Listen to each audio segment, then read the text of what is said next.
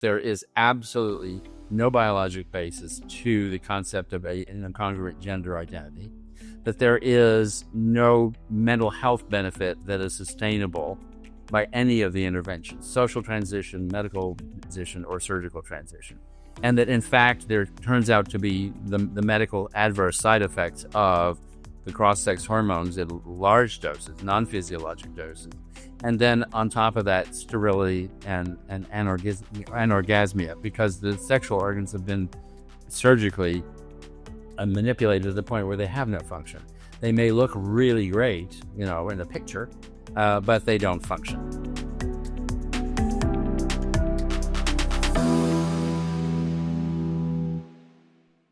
There we go. So welcome, Dr. Van Meter. Glad to be here.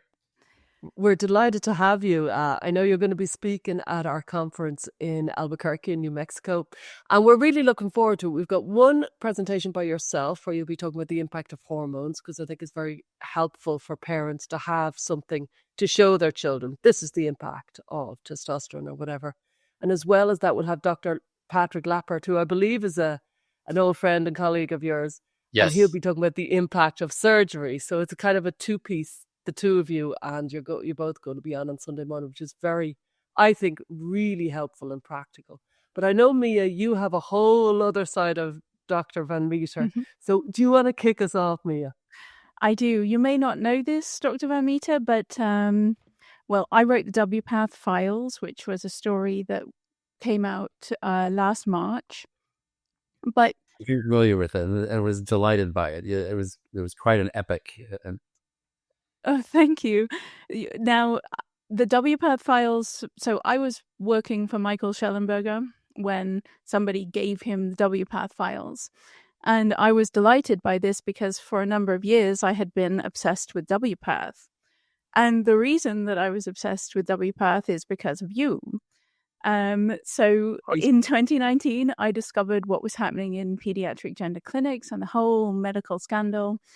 And I think early 2020, I watched your talk, The Terrible Fraud of Transgender Medicine. Is that correct? It was a 2018 talk that you gave. And that was when I learned about WPATH. That's when I learned how completely mad and how completely fraudulent WPATH was. And I became obsessed with this organization that obviously sits at the core of this medical scandal. So in your talk, you called WPATH, I think you called it a cult religious group with a bibliography of scientific trash or something like that. So I thought we'd start. You did. It was wonderful. It stuck in my mind. I thought we'd start there. First of all, why did you say that? And how has it felt that in all of the years since all of the revelations, this information has now hit the mainstream and you've been completely vindicated? Well, my thoughts on WPATH go back to its original origins, which was the Harry Benjamin Society for Transsexualism. Harry Benjamin was an internist from New York, and he paired with John Money and Alfred Kinsey, and the three of them, I called them the Three Musketeers originally, and then I was chastised for doing that because the Three Musketeers were actually beneficial heroes, and these three were not very beneficial in terms of what they did to create sort of a big mess in terms of what was going on with transsexualism in particular, and some other things as well. But it was an experiment on human beings that was perpetrated by John Money and Harry Benjamin to essentially say that you could change one's sex hormonally and physically, and that person then would not only identify but would be biologically functional as the opposite sex. None of that has been true ever, and to this day, it's been refuted by so much science that it should be the norm that everyone believes in. You cannot be born in the wrong body. There is no such thing as that, even though it's been stated emphatically by the founders of the transgender clinics in the Netherlands. So WPATH was a fancier name for the Harry Benjamin Society. It sounds very scientific. World Professional Association of Transgender Health. Okay. Well, first of all, transgender is not very healthy. Okay. The the concept of being born in the wrong body is a terrible concept of unhappiness at the core of that human being's existence. And so to call that a health situation it's just a misnomer across the board. So that because it sounded scientific, people looked at that with the same degree of respect as, say, the American Medical Association or the American Psychiatric or Psychological Associations, the American Academy of Pediatrics, a large international consortium of academics, thought leaders who put together, after reviewing the entirety of the world's medical literature on the subject, put together what they called standards of care. And indeed, that's not at all what WPATH has ever been. Okay, it is based on the opinions of people who were ever so hopeful that their ideas would stick, that they could try on things for size on human beings, kind of an experimentation, run through years and years of it, and see what comes out the other end of the meat grinder. And what they proposed was that this was happiness. You put a patient in on one end, you went through the process of social transitioning, medical transitioning, and then finally surgical transitioning. And out the other end of that pipeline comes a functioning, happy, sexually functional human being. Okay. And the answer is absolutely not. There are so many roadblocks and impasses in there that, and they pretended that they were using scientific guidelines and publications to verify that these processes were beneficial. And what they depended on mostly was anecdotal reports and, surveys of, 25,000 answers that were called into an online survey, the Transgender Health Survey, to say this represents 25,000 individuals who are, giving their scientific information, none of it face-to-face, none of it personal, all of them perhaps a fantasy and a belief that this is where I am and this is what I want to be and this made me all better. But nobody could verify that. No one had a baseline mental health evaluation. No one had an intervention and then an outcome that was documented. Mm-hmm. So they called these standards of care, and they went through their 8th iteration about a year and a half ago. They are not standards of care. They are guidelines proposed by people who were ideologues. So therefore, it sort of fits into the cult situation because there is no real basis that's reproducible, and it's never been reproducible. It has been reviewed by so many systemic reviews worldwide to show that there is absolutely no biologic basis to the concept of an incongruent gender identity, that there is no mental health benefit that is sustainable by any of the interventions, social transition, medical transition, or surgical transition. And that, in fact, there turns out to be the medical adverse side effects of the cross-sex hormones in large doses, non-physiologic doses. And then on top of that, sterility and anorgasmia, because the sexual organs have been surgically manipulated to the point where they have no function. They may look really great, in the picture, but they don't function. And so you're taking away sexual function, and you're adding on top of that all the complexities of hormones that don't belong in that body, creating disease states. Just on that, there's so much there, but one thing on the self-report. So I've always thought, this self-report thing, there's so much self-deception that you can't really trust self-report. You've done this to yourself, the power of irrevocability, you can't go back. So you're going to deceive yourself into believing that you're happy. But there's I don't know if you've seen that study from the Dutch, where they followed up some of the earliest kids that went through the puberty suppression experiment. And, these kids had puberty blockers and hormones and then the vaginoplasty. And then they asked them after the fact in their 20s, are you able to orgasm? And about 70% say yes. And I just think, how did these kids even know what an orgasm is? If they didn't have one before their puberty was blocked, they had hormones and then they had their penis inverted. How does the kid even know that they're having an orgasm? Yeah, I think that's a question, again, of self-fulfilling without actually having them sit down with an interviewer a urologist, okay, or a gynecologist and say, okay, what do you experience as an orgasm? What does it mean to you? How do you feel? How does your body feel? What is the order in which this happens? How do you stimulate yourself to the point of an orgasm? Okay, and I think those are questions they very likely couldn't answer because they'd never experienced it. But they read that they're supposed to have them, and therefore they say they have them. I mean, again, self-reporting as opposed to a really critical, an analytic, physical circumstance. The way that urologists look at adult males and say, you're having problems with erectile dysfunction, let's quantify that medically. And they do. They actually have a scale of quantification of ability to maintain an erection and to ejaculate. And that's missing. Okay, that's just, do you have yeah, I have an orgasm. No, it's let's go down to the science of it and really get into the details. And it's very personal, but it's very important. You can't report that there's benefit and no handicap if you haven't really asked the questions correctly.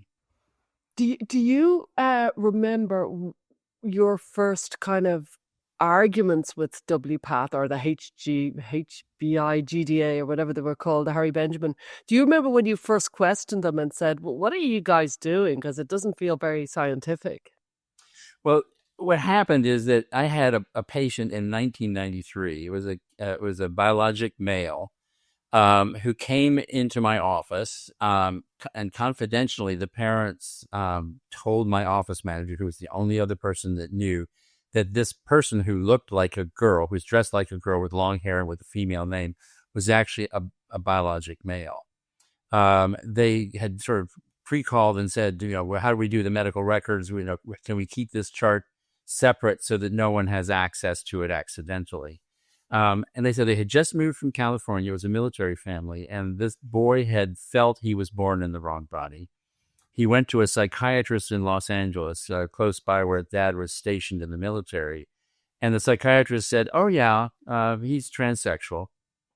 And you want to go ahead. You're going to be moving to a new duty station where no one knows you. This is a perfect time to go ahead and address him as a girl, let him take on a female name, and just pretend that he's female.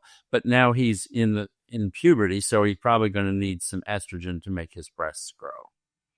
And so this lands on my doorstep in 1993. Oh. And I had not had any experience with any transsexuality at all in children ever in my fellowship. Okay. We had John Money's experiments on little kids who had ambiguous genitalia that were disastrous. That was behind us at that point in time, and we knew of that. But John Money had his clinic with adults where I think he had a good dozen adults who he helped transition in appearance medically and surgically. And that was reviewed by Dr. Paul McHugh when he came in to take over the Department of Psychiatry at Hopkins. And he said, we're not going to continue to do this if there's no benefit. And so he made one of the fellows review all of the mental health issues and found out there was zero improvement in mental health.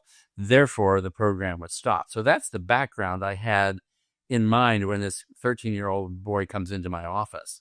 So I called up my mentors at Hopkins, who had, by this time, some of them had scattered around different parts of the country.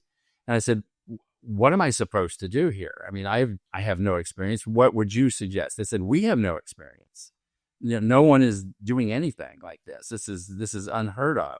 There are no guidelines. You could possibly look up the Harry Benjamin Society guidelines and see what they say. Well, they didn't have anything to do with children back then. This was all just adults. What age was this kid? He was 13. Okay. Wow. So I talked to our legal advisor for our medical practice, and I said, this family is demanding that I start this child on estrogen. And I said, I don't have any means to protect myself from, adverse side effects in a medical malpractice suit. But he said, all right, we're going to write you an informed consent for what you do know about this and what we know about, which is nothing, and say that the parents take the responsibility of any side effects from the estrogen because it's an unknown quantity, that it will cause breast development in this boy, but we don't know what it will do to his testicular function. We didn't have puberty blockers to use at that point in time. They were not on the horizon as a routine. So I sort of laid out a gentle progress of some estrogens and treatments to start. And after about 3 months, he had developed a little bit of breast budding, which is not uncommon in adolescent boys anyway, at that age. And then the family upped and moved to the Washington, D.C. area. And so I contacted my pediatric endocrine colleagues in the military healthcare system that I had known before to say, he's coming to the D.C. area. He's going to come to Walter Reed to your office. And this is what we've done. And this is the signed form that, I've used to kind of protect myself from any adverse response in the future.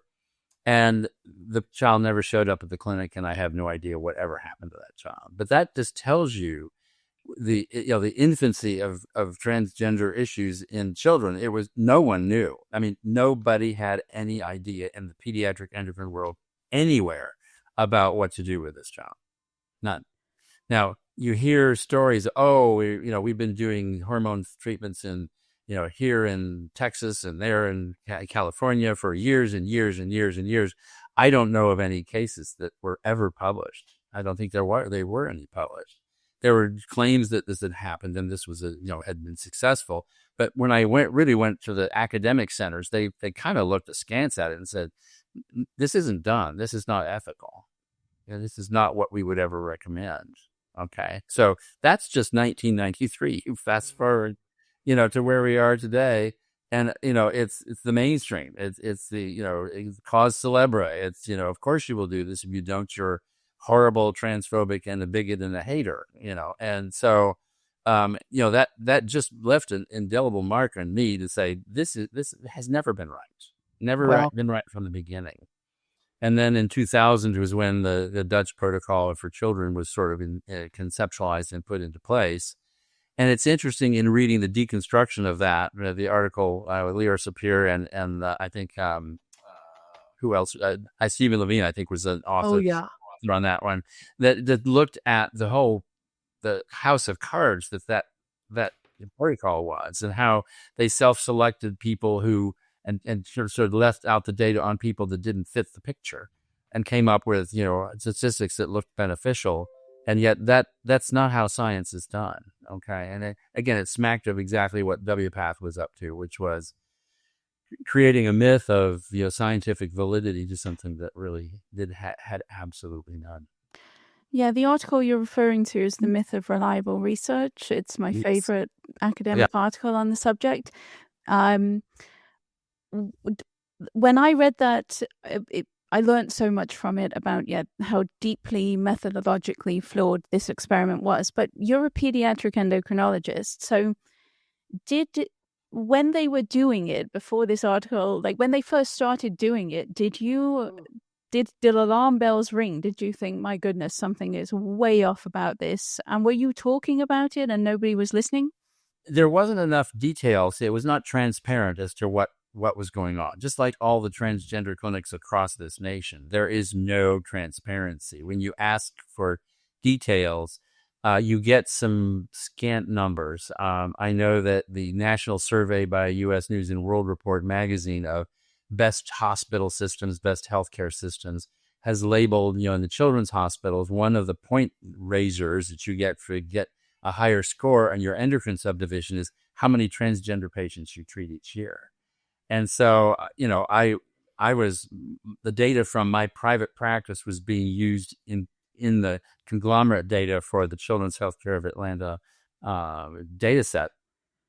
And so I was there at the meetings where we discussed this. And the first year that they asked that question, I think they maybe had 5 patients that they had enrolled in their clinic. And within 2 years, it was up to 75 or 80 patients that they had enrolled in the clinic. And again, that just shows you it was an image of exactly what was going on nationwide, where the cult was catching on the internet and dragging kids in larger and larger numbers to this horrific circumstance of mutilation and hormonal side effects that were, in many cases, irreversible. GenSpec's Bigger Picture Conference Series returns for its 4th landmark international event this September, the 27th and 28th, Saturday and Sunday, in Albuquerque in New Mexico. An This time, we're not just analysing problems, we're shaping the solution. We're looking for a way forward, and we've chosen the best speakers, the best leading thinkers of our generation to discuss how we can move the dial. With the theme Live Not by Lies, Conversation for a Culture in Crisis, this year's conference tackles one of the most urgent challenges of our time: how to speak truth in the face of conformity, confusion, and institutional pressure. As the politicisation of sex and gender continues to divide societies and derail thoughtful discourse and destroy loving and engaged families, this groundbreaking counterpoint to WPATH brings together the world's leading thinkers, clinicians, policymakers, lawyers, politicians, and psychologists to forge a path that is ethical, evidence-based, and grounded in reality. Abigail Schreier will expose the hidden consequences of bad therapy. Dr. Lisa Littmer will present her latest groundbreaking research. Lionel Shriver lays bare how society's fixation on trans identity distorts truth and undermines fundamental freedoms. Peter Boghossian will present Truth Over Lies, Bold Conversations in a Fractured Culture. Dr. Patrick Lappert will discuss the impact of trans surgery, while Dr. Quentin Van Meter will discuss the impact of hormones. Following defining events in Killarney, Ireland, in Denver, Colorado, in Lisbon, Portugal, we're now coming to Albuquerque in New Mexico. This is more than just a conference, it's a call to action. Join us for 2 days of unflinching honesty, rigorous evidence, and solution-focused collaboration. It's time to move the dial, and you need to be in the room. Visit genspec.org to secure your place.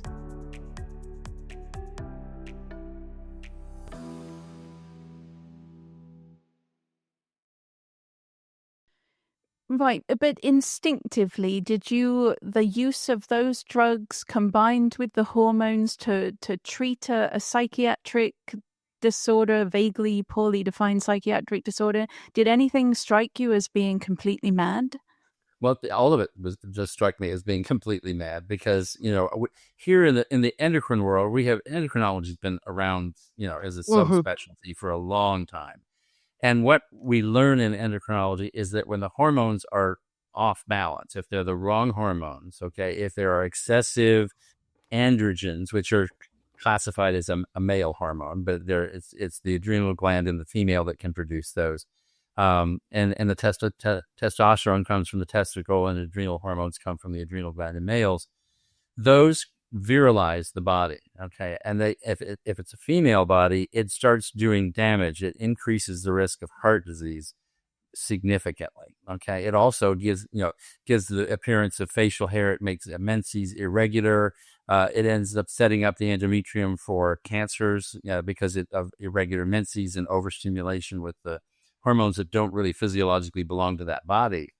And so we have disease states that we've known about for 100 years that we've been treating so that those things don't happen, so that the women don't have to be at risk, health risk for these things. So these are natural phenomenon where the hormone levels that we're talking about are probably 1/10 of what they're creating with the so-called replacement hormones that are recommended by the transgender advocates to treat these kids with. So we know it causes diseases. We know that estrogen significantly increases stroke risk.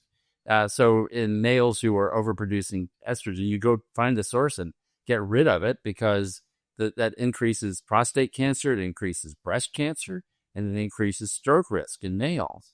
So why would we, if we know that we have moderately elevated levels of these hormones that don't belong physiologically to that body, why would we even consider as an option throwing in gigantic 10-fold increases over those amounts into the wrong body and expect that we're going to have something beneficial happen? And it's just absolutely unconscionable. And combined with puberty blockers, which are also just massively powerful drugs.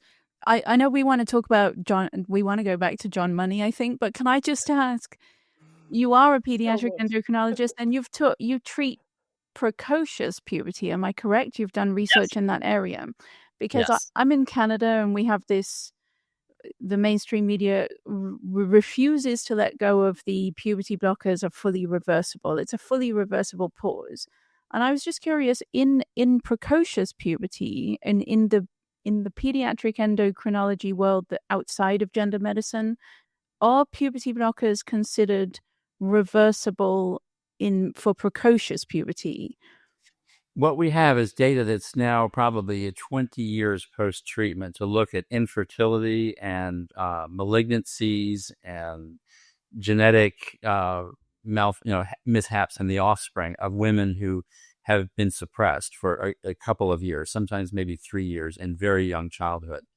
And it basically comes away with no sustainable signals, but it's a small population.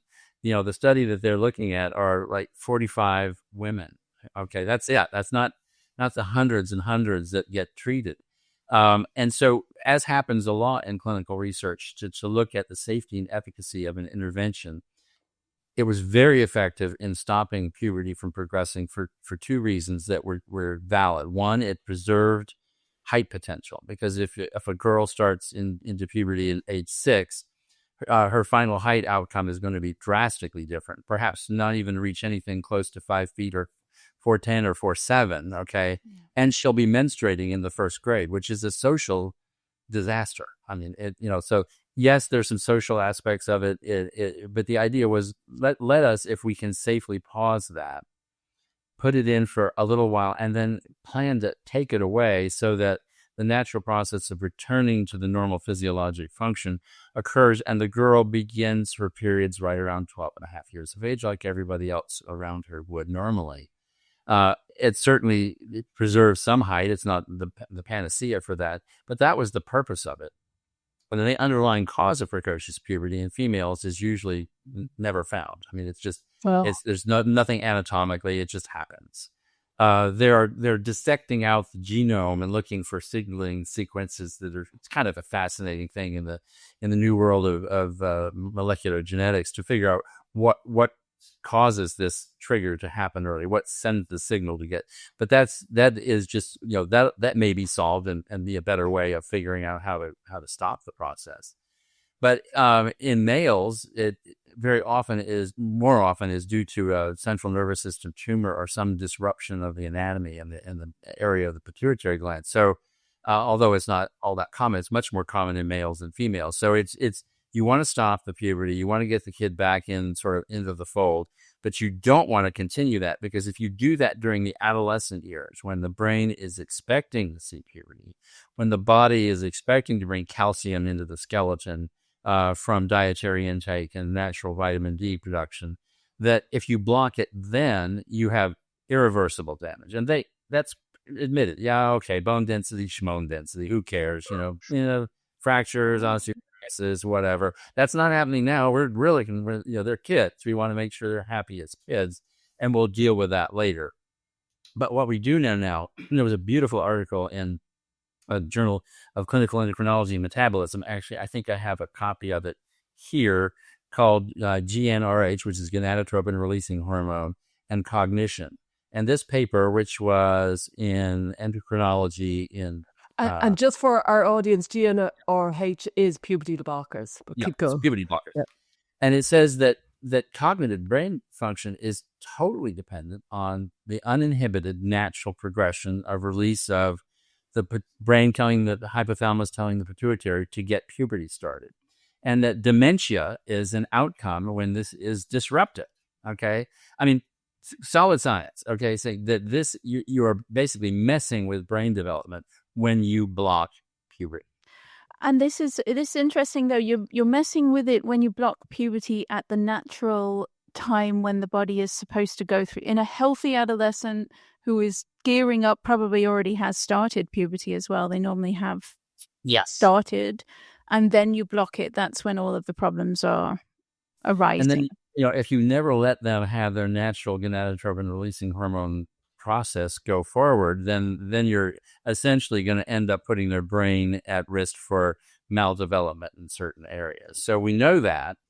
Yes, Sel, you had a question. Yeah, well, I don't know if you know, but Jen Spector, I certainly intend to send it to you to get your signature on it. We created a memorandum of understanding to protect the role of puberty in adolescence.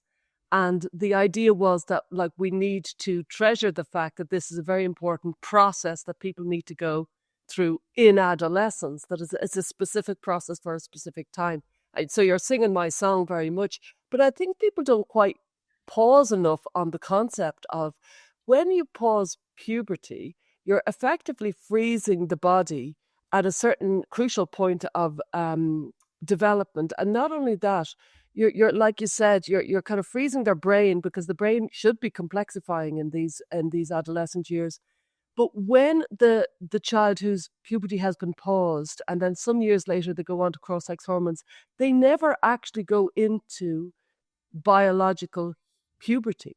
So they're kind of a chemically induced adult. This isn't somebody who's actually gone through puberty.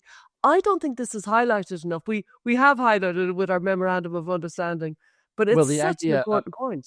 The idea of pushing the pause button, which is sort of the cute catchphrase, it is a railroad freight train full speed going into cross-sex hormones. 98% of kids that block puberty go to cross-sex hormones, freely admitted. In the big Kaiser review, Emory did a review locally. One of their authors said, "Isn't it wonderful that we were able to? These kids got the hormones they really wanted, and that means that they really needed them, and we did the right thing." Well, the answer is no. You stand back about 30,000 feet and look at what you've done. Yeah. You're admitting freely that you basically screwed up these kids irreparably. You never gave them true puberty. That fries the gonad. The gonad never develops, so the ovary and testicle remain much more primordial in their existence. They never, and we don't have data saying that if you do this and do cross-sex hormones, that they can come back, that their function is there. There are random, anecdotal cases, unstudied, no hormone levels, just case reporting. Oh, I got pregnant, as a biologic female trans male. I came off my hormones and got pregnant and delivered a baby. There's no. That's one case, and we've got hundreds of thousands of kids worldwide that have had puberty blockers where nobody has done any longitudinal studies. So the answer to say, well, now we need some longitudinal studies. Let's allow puberty blockers in the UK and it's basically just opening the door to crap again with no real protocol. So that whole concept of as a careful study, it's not ethical to sterilize kids. I mean, if sterilization is a risk potential, there's no institutional review board or safety committee that would allow that protocol to get off the ground. So you can't do it. It's not ethical. This brings me, I wasn't planning to ask this, but this brings me to something I tried to slip into an op-ed and they made me take it out. I frequently say that gender affirming care, so-called, this whole puberty suppression experiment, is as harsh as cancer treatment, in that when I was looking at the literature, pediatric fertility preservation, the only literature I found was on oncology and gender medicine. And there's with disorders of sexual development, but that I think is a naturally occurring infertility. And so there's only two areas of pediatrics where you'd sterilize a child, and that's cancer treatment and gender medicine. Am I correct? That you are correct. Right, that's what I thought. And so you could say, as they tried to say, well, you're saving the life of this child who will die if you don't do this for them. In the cancer, that's pretty obvious. If the cancer doesn't kill them, it will certainly make them incredibly dysfunctional in so many ways in their life, really miserable. So there is a justification for saying we're going to keep you alive by accidentally sterilizing you because the treatment we're giving you is going to knock out your ovaries or testicles. They will not be functional.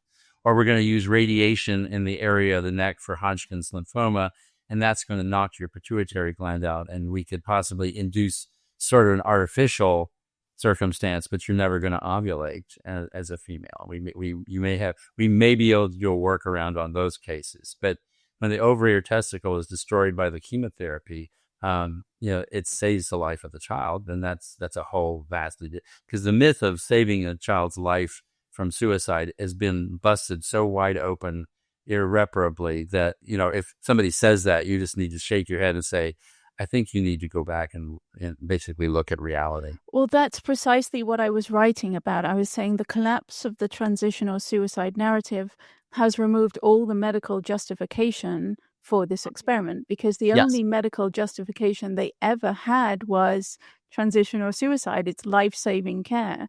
We now don't have that, so how can you justify it? But I didn't have the medical literature to back it up, so they made me take it out. Oh, well, there Wow. probably is. I was reading a review of some stuff written by Andre Van Mol, who's one of our colleagues, and he has the whole myth of mental health and suicidality with minority stress, saying that Yeah. in the transgender population, it just doesn't exist. It's been manufactured, and so there is no justification at all. Well, Mia, you got a question and you didn't expect. I want to ask a question that I didn't expect to be asking. I've often thought of the role of the endocrinologists in all this, because they have a key role in this entire trans phenomenon. And I remember, hearing Will Malone talk about in 2017, I think it was, he went to a conference of the Endocrine Society, and he said that there was no debate, and suddenly this kind of gender affirming care was kind of basically, in a very unorthodox manner, basically pushed forward and nodded through. And he thought, what is this? And he did his homework. This is Will Malone, who has been steadfast against the kind of reckless experimentation on children in this manner. I'm wondering, what do you remember the Endocrine Society kind of waving it through? And what were your own thoughts, seeing as you had kind of seen it all the way through? Well, when the 2009 guidelines came out, I've been a member of the Endocrine Society a long time, probably since the late 1990s.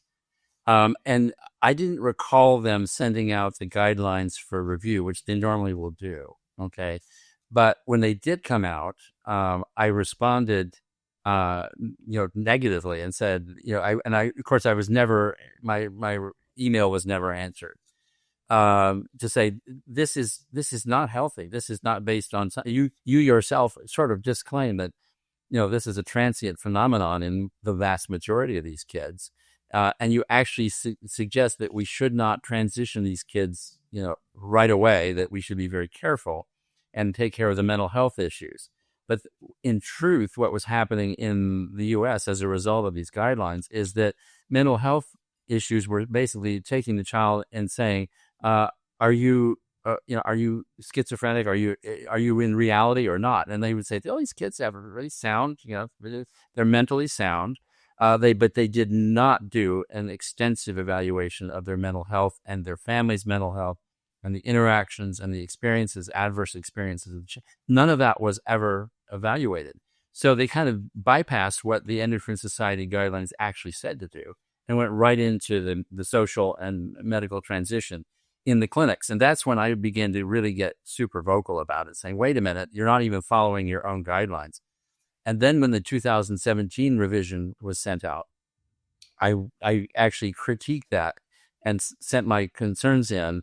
I think Paul Roos from St. Louis did the same thing, and they actually answered his email and said, thank you for your input. We will consider it. But I as an underling non-academic, they didn't even bother to talk to me.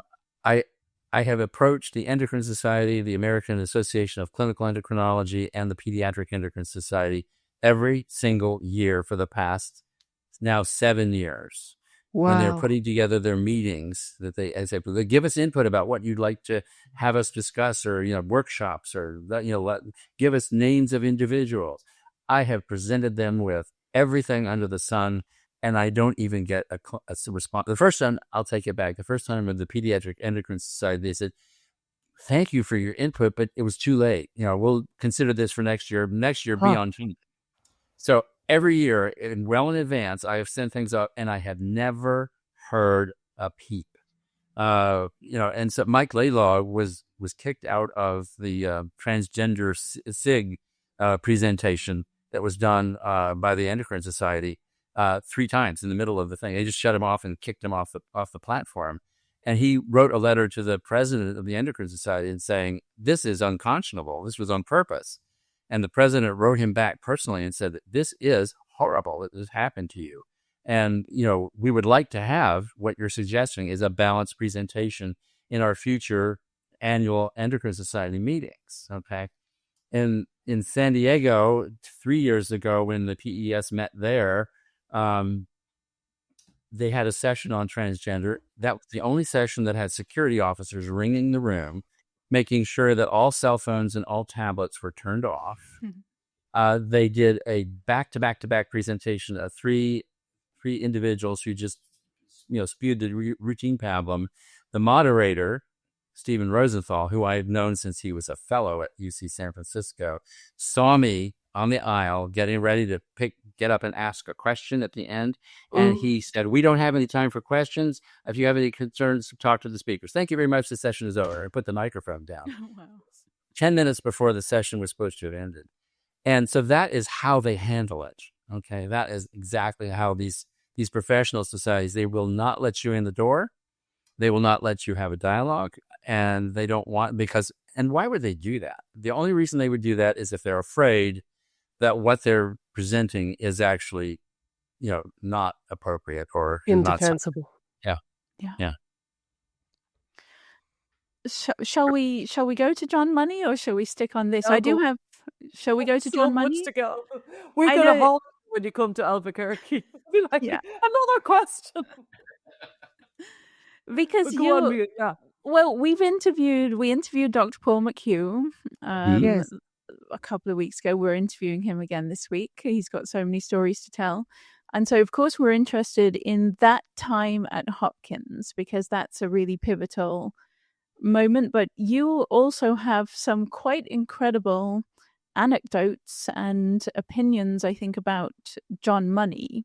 So what interactions did you have with him?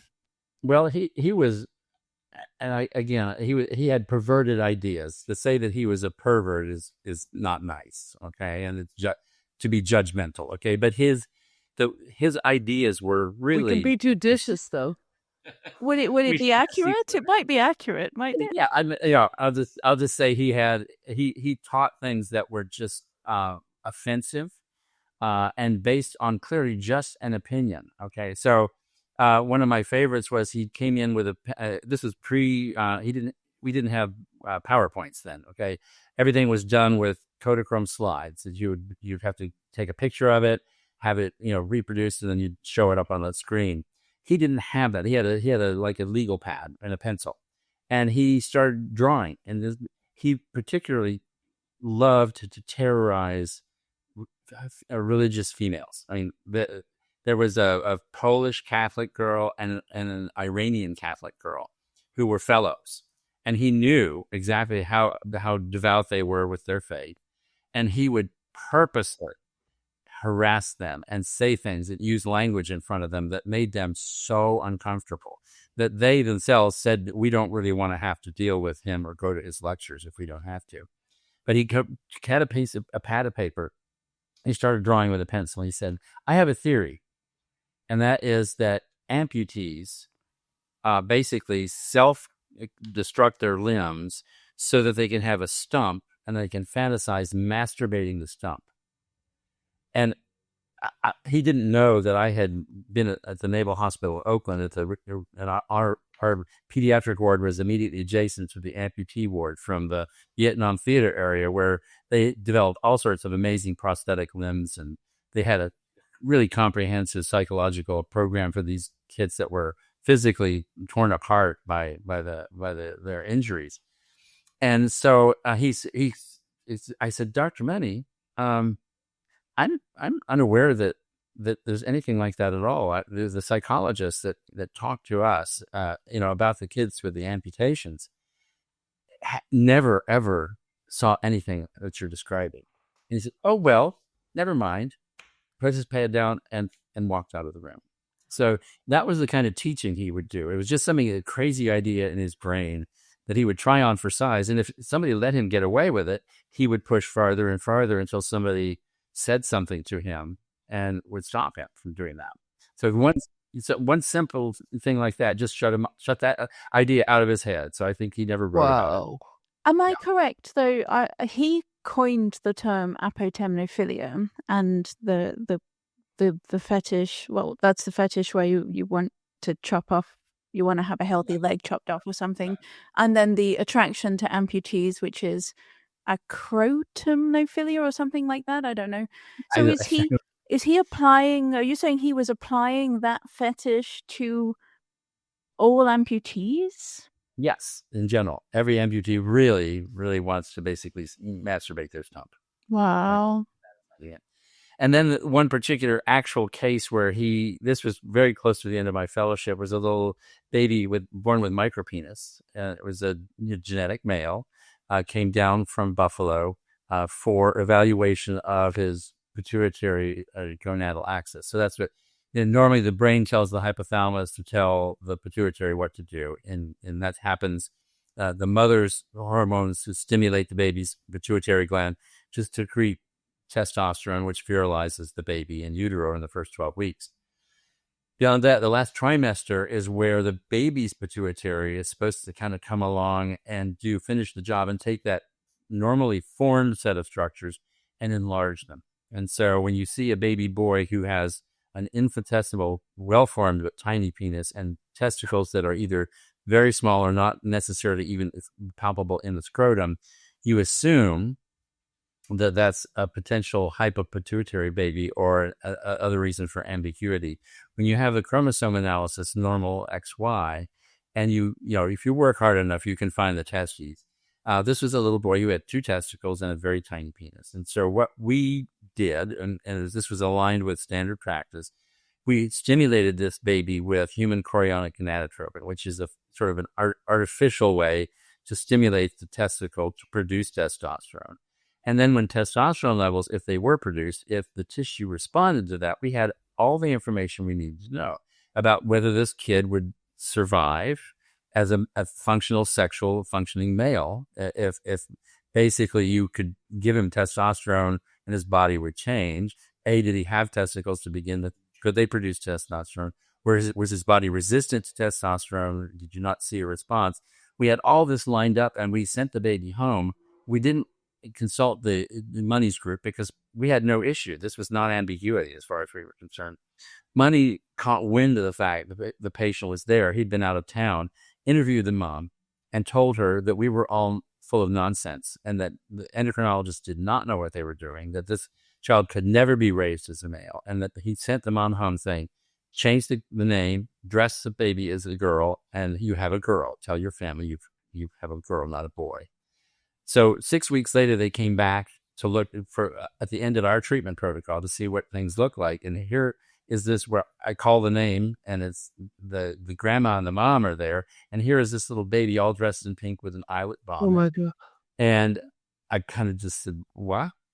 And we undressed the baby, and the baby's penis was remarkably normal size. The testicles were in the scrotum.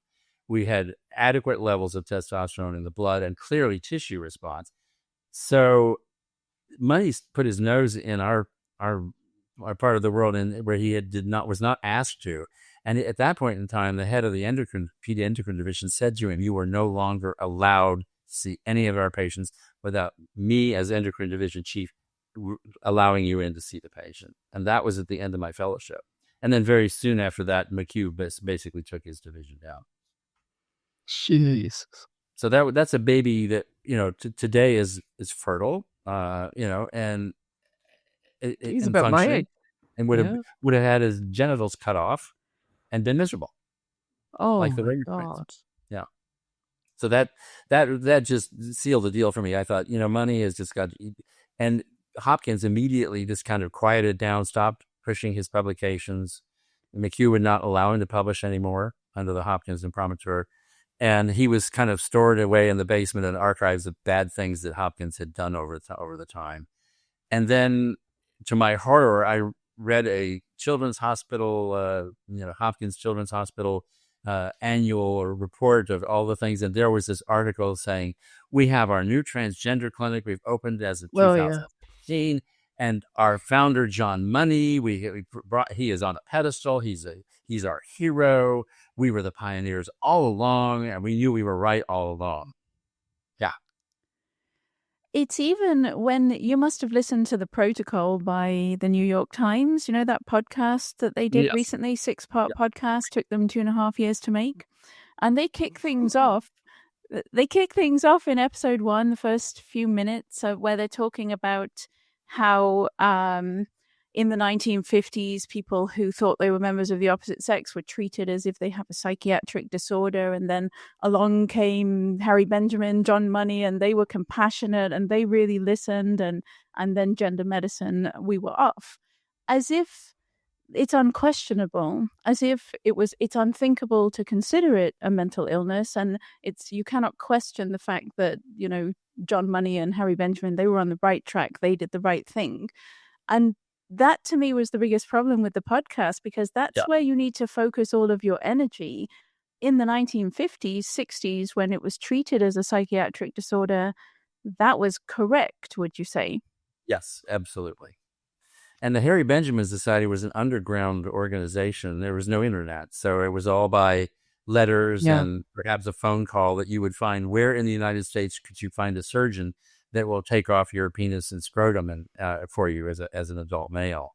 And that's, you know, that's a story Walt Heyer tells. You know, he had to go to some place in Bismarck, North Dakota, to find some surgeon, because no reputable places were doing anything like that. It was frowned upon as nonsense and actually heresy. So there's a well-known trans activist in Ireland who is kind of famous and proud of the fact that he used to operate some sort of shed at the back of his garden in America, where he was cutting off people's genitals and then they'd ring the ambulance because, you know, the deed was done. It was just what? And he's proud of it. But I want to ask you a little bit about, because you're a man after my own heart, insofar as we've got to look for solutions. We've got to fight back, if you follow me. And I know you handed in, as far as I know, your was it 37-year membership of, was it the AAP? Is that what you did? Or could you tell us about that? And could you tell us a little bit of the American College of Pediatrics as well? So the AAP has been for, and still is in a great number of areas, a really strong bulwark of information, support for pediatricians, putting together guidelines that, you know, look at nutrition, and for a while the importance of the family. They shied away just because of political correctness, essentially, of saying we don't want to offend anybody. So the idea, you know, that a child of a single mom is at risk for, you know, poor outcomes in life, financially, socially, emotionally. They said, we know that. I mean, the sociology is there, but we don't want to you know, harm and castigate the single mom who's struggling so hard to make ends meet, and that's the only thing the child has to hang on to, and we don't want to tell that mom that she made a mistake. Okay, so all of this well-meant, you know, kindness, basically threw science under the bus, and particularly in the transgender issue, it's beyond the pale. Well, it's duplicitous. They covered up honesty. Once you start playing around with the truth, I think you're in. Yeah. And their 2018 policy statement written by Jason Rafferty was just, as Stephen Levine says, it was just, wasn't Stephen Levine, it was James Cantor. Tore it to shreds within a week of its publication. And so, you know, they boo-booed with that. They really stepped over the line and in a way they had not done before. And so I finally gave up and left the organization in 2012 because they were dictating to me as a pediatrician everything I needed to do to be as woke as humanly possible. And to me, that threw so many people under the bus. It wasn't about general wellness. It was about, you know, being very, very sensitive to minority groups that were under duress. Okay, now that's nothing wrong with that, but to throw the baby out with the bathwater and say the only thing you should do is to focus on the minority stressed individual and make everything about your practice focused around that, so that there's can be no perceptible difference that you would see. I said, this is just, you're into social science in a way that you have no backing from social science.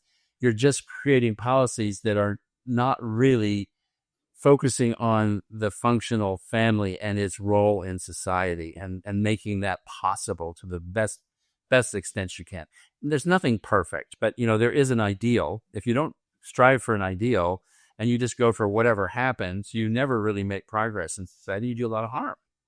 So you get off the rails on all sorts of things. So I said, well, I have tried so hard to work with the AAP and in their legislative committees, and I was nominated by the Georgia chapter over and over again to be on the legislative committees for the national organization. And every time, Dr. Van Meter, thank you so much. We had so many good candidates, and we're, please apply again next year. Well, after 12, 15 years applying every year, you realize they're not going. They don't want you. Okay, so they kind of told me, we don't want you.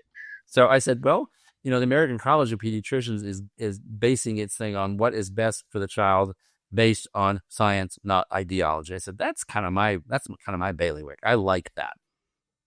And we have taken this organization over its 20-year existence from being focused on just one issue, which it was at the very beginning, before I even got involved in the organization, of the concerns of same-sex parenting and its potential adverse effect on the outcome of the child.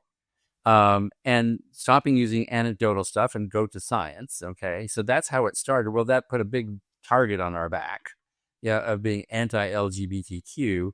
And that was not the intent of the college. So we have really retuned our message to say this is not what, our message is do no harm. Okay. And let's just focus on what is beneficial, and let's remove the stuff that is there for the benefit of the adults in the absence of benefit for the child. And so that organization speaks to the way I think in terms of practicing medicine. In obesity medicine, there is so much that's going wrong and awry with, the blame game. And now all of a sudden they realize, oh, we've been blaming the kids for being fat. We shouldn't have done that. Well, no, duh. This has a biologic basis that is profound. And unless you endorse and let that child understand they do not be guilt-ridden for the fact that they are overweight or obese, and you teach them how their physiology is programming them to store body fat, they come to your side and they cry their eyes out and say, thank you, thank you, thank you. Yeah, you've explained to me why I'm fat and my friends who eat everything under the sun are still skinny. And now it makes sense, okay? And so I have a whole lot of more success in that avenue, because I look at it as a general pediatrician, which is my training in the background, and I weave in all the component parts of obesity that confound the ability to do lifestyle changes. And I find them and I teach them. And the American Academy of Pediatrics, I sat on their obesity committee to the point where I just wanted to vomit. I said, oh my God, I can't listen to what you're saying. You're going to sue McDonald's, and that's your answer for obesity. No. Yeah. You're not paying attention to what you really need to be paying attention to. So the Academy just went off the rails, and I said, I don't want to have anything to do. More than that has gone off the rails, because there's extraordinary smear campaign tactics that have happened. Like, fully enough, I have my own story with yourself, with the American College of Pediatrics.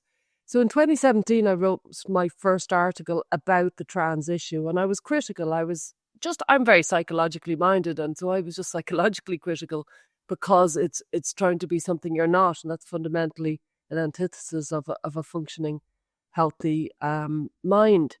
And when I was questioned on my research, I had the American College of Pediatrics in my research. And I come from Catholic Ireland, where everybody's mother goes to mass every Sunday. And they said, oh yeah, but this is a crowd of American Christians. And I was like, oh, we're a crowd of Irish Christians. That's all found on here. The kind of the implication was that this was heavy Christian zealots. And I was there arguing way back then, and I didn't know very much back then. I was green at this stage, but I soon became old and wrinkly about it all. But I was arguing at the time, rightfully, but who cares who they are? The research is all that matters. I don't care who wrote it. It's just irrelevant. I mean, if the science is there, no matter what their faith background is, it's as Paul McHugh likes to say, he wrote his paper, Myron McHugh's that wonderful article, good Lord, it was just amazing. He had Meyer critique him. He said, I'm a devout Catholic, and I'm going to write this treatise, and I want you to tear it apart and get everything that has anything to do with my faith woven in my, I want all science. And Meyer said, there is nothing in there. Can I be the first author so that I protect you from the tirade that's going to happen when it's published? And this is the one that was published in around 2015, 2016, that one. It really is an exceptional piece of work. Oh, yeah. It's like the richest piece of fudge. I chew a piece and then I go back and I have to reread it again because it's so dense and it's so well documented with references. I mean, the NIH study is another piece of fudge because it's so deeply documented with the research behind it. So, but that homophobic thing kind of it gets thrown out and it sticks. Yeah, you know what I mean. And it's very important. Yeah, go ahead. Can we go back to it though? Because I really want to. I must confess that I've had the accusation thrown at me when I shared your 2018 talk that I love so much. And people would get really upset with me because you're homophobic and all the rest of it. And so I never really looked into the accusations until I knew I was going to be talking to you. And I found some really interesting things about this. That the American College of Pediatricians, is it? Right. It's the founding of it in 2002. Am I correct? Yes. And it's almost a mirror image. It's a parallel to what happened with the Rafferty paper in 2018, in that, am I correct in that the founder objected to the AAP publishing a paper saying there's no harm to children, it's scientific, we know, we've studied the science, there's no harm to same-sex parenting, and that's our conclusion, we endorse it. And he objected not necessarily to same-sex parenting, but to the fact that there was no science. Right. That was the purpose of the objection. Right. And actually, a pediatric ethicist, Sharon Quick, wrote a detailed letter to the AAP, which was not published. And she went through point by point saying, this is anecdotal, this is not science. This is science, this is not, this is not, this is not, this is not. Your technical support is not there for coming to the conclusions. And that paper actually said, even though it's statistically not significant, two lesbian parents are actually better for a child than a heterosexual biologic set of parents. Okay. That was, but we don't have it's not, P levels aren't, it's not significant, but, this is what we found. Well, if you ask couples, is your child functional? Absolutely. Oh, self-report. Absolutely, self-reporting over and over and over again, and that was their basis of no harm, no adverse outcome. So it was not that same-sex parents shouldn't. It's just it's like the single mom. Okay, you're not castigating the same-sex parents. You're just saying this puts the child at risk. Please, please, please, when the child's in that circumstance, understand the adversity that you've put them through. Willingly or accidentally, and just make sure you're paying attention to their mental health. Because otherwise, if you pretend that nothing is at all possible wrong, you're doing a disservice to that child. So that was the point of the and then it, I think there were some uber conservative individuals in the original founding group that just had this thing that they wanted to they extended it beyond same-sex parenting.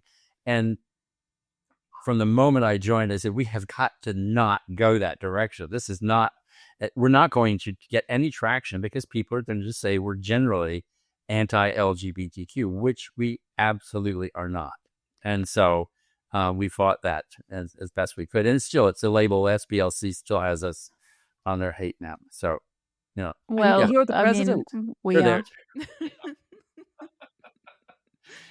No, at any rate, and I tend to come against a hard stop because I've got some patients that are. God, we're going to get you in Albuquerque, and you're going to be speaking about testosterone, the impact of it, the impact of. So we've got so much more to say, but that was just absolutely powerful. I'm really glad we went the direction we went. Yeah, Well, thank you very man. much. I'm looking forward to seeing you. Mia, will you be there as well? I will. Yes. You will. Fantastic. Okay. Well, I really can't wait to meet you in person, Stella. It's always good to see you. Yeah. Brilliant work. Really love it. Thank you very Thank much. you. Yeah. Thanks. Bye.